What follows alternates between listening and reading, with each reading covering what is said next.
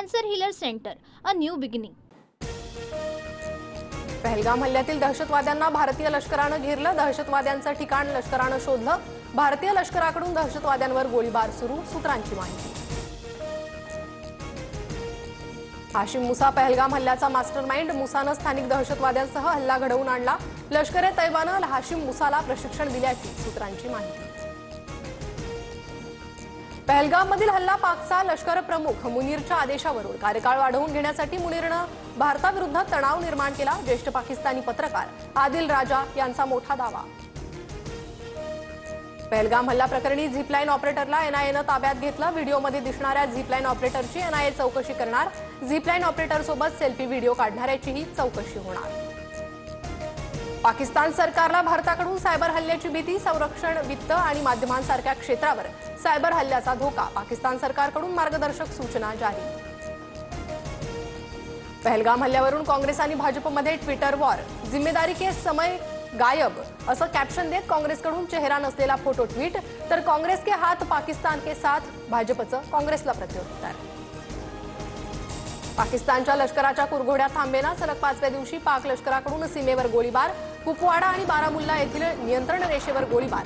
भारतीय सैन्याकडून पाकिस्तानच्या लष्कराला चोख प्रत्युत्तर. भारतीय हवाई दलाला सज्ज राहण्याचे आदेश. आदेश मिळताच कारवाईसाठी 2 मिनिटात सज्ज होण्याचे निर्देश. भारत-पाक तणावाच्या पार्श्वभूमीवर भारतीय लष्कर अलर्ट मोडवर. 1 मे पासून भारताच्या संरक्षण दलात मोठे बदल. एअर मार्शल एन तिवारी भारतीय हवाई दलाचे नवे उपप्रमुख होणार. एअर मार्शल आशुतोष दीक्षित यांची CISC पदावर नियुक्ती. भारतीय टोलनाक्यांवरून भारतीय लष्कराची माहिती मिळवण्यासाठी ISIचा प्रयत्न. भारतातील टोलनाक्यांवर फोन करून घेतली जाते लष्कराची माहिती. लष्कराची किती वाहनं टोलनाक्यावरून गेली याची विचारपूस.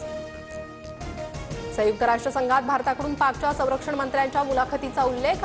संयुक्त राष्ट्रसंघात भारताच्या योजना पटेल यांच्याकडून पाकिस्तानची पोलखोल. 30 वर्ष दहशतवाद्यांना मदत पुरवल्याचं पाकिस्तानच्या ख्वाजा आसिफ यांचं वक्तव्य.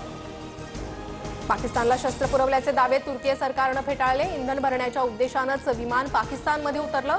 पाकला मदत पुरवल्याच्या बातम्यांवर तुर्की सरकारचं स्पष्टीकरण.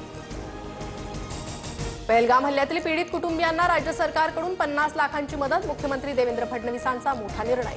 तर राज्य सरकार पीडित कुटुंबांच्या शिक्षण, रोजगाराकडे लक्ष देईल.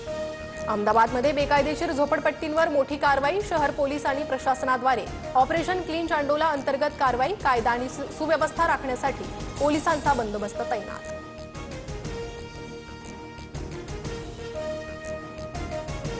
Cancer healer centre, a new beginning.